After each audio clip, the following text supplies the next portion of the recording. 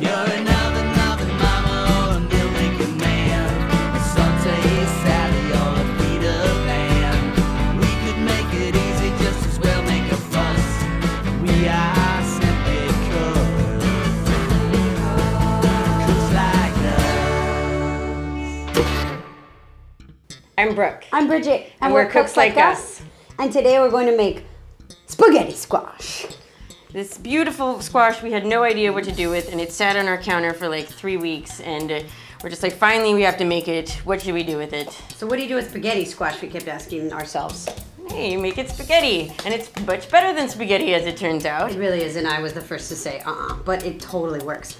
So you're just gonna bake the whole squash. Yes, you fork this hide a little bit so that it has some air holes to breathe. Fork the gourd. Stick it in for about an hour at 350. Stick it right in. And then we're gonna make meat sauce. So we use grass-fed beef, which we cut on a sagittal plane. It's really important to eat grass-fed beef because if you eat beef that eats a corn diet, the corn is used to make the cow fat and will in turn make you fat.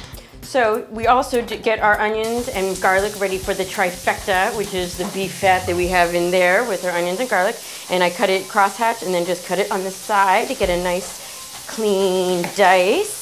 And then I'm going to iron maiden my garlic to get a nice good surface area on there.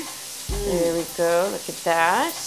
And as long as your pan is really, really hot, you should get a nice brown on both sides. Oh yeah, that's what brings the flavor out. All the juices come to the bottom. And when the meat is done browning, you actually take it out of your pan. And what you leave behind are all these delicious brown bits to which you add your onions and garlic. Yum. Which your lovely partner has pressed up for you. Now, the way to get all these brown bits off the pan are we deglaze it with a little bit of wine, just a little bit. Take your spatula and scrape all that lovely goodness of the meat right off the bottom of the pan. Oh, ho, ho. That's called deglazing. Anytime you read that in a recipe book, you can just refer right back to this episode. Once you've collected all the brown bits onto your onions and garlic, go ahead and put your browned meat back in the pan. Stir that up.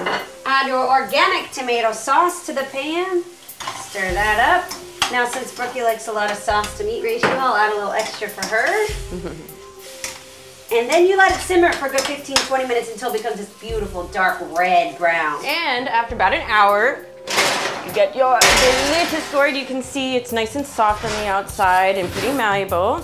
And slice it in half. On the sagittal plate. And an anatomy lesson. You take the seeds, you throw those in your stock pot. Because we don't throw anything away. And then you just need a fork to harvest your spaghetti. You just get it like string cheese, see? And it should be soft enough to put in there. There we go. And it comes out, look at these, they're already perfect little pasta noodles. That's it, done. No flour, no water, no mess. Put a little meat sauce on. Yes, yummy, yummy. And what's so great about this spaghetti squash is that it really holds on to the sauce, unlike pasta, which takes an entire day in the refrigerator left over until it really holds on to the sauce. Exactly. Lots of good Parmesan in there. Yes, and I'm putting my bacon. She likes bacon on hers. I don't like bacon on mine. And I love bacon. And cheers. Cheers. It's a perfect al dente cook every time. It's delicious. I mean, I'm from Texas, so I didn't eat, all I liked was meat and potatoes and pasta, and I can't believe how much I like this. I am telling you, you will love it. And pasta is pretty much flavorless. This actually has a really good, like, earthy flavor, and you really feel like you're getting some nutrition. You are getting nutrition. It's totally nutrient dense. Yeah. I'm Bridget. I'm Brooke. And we're Cooks Like Us on lastates.com. So join us next time. We're gonna make some mystery squash soup because the squash is really plentiful here in LA. We get it in the box, and it is very mysterious.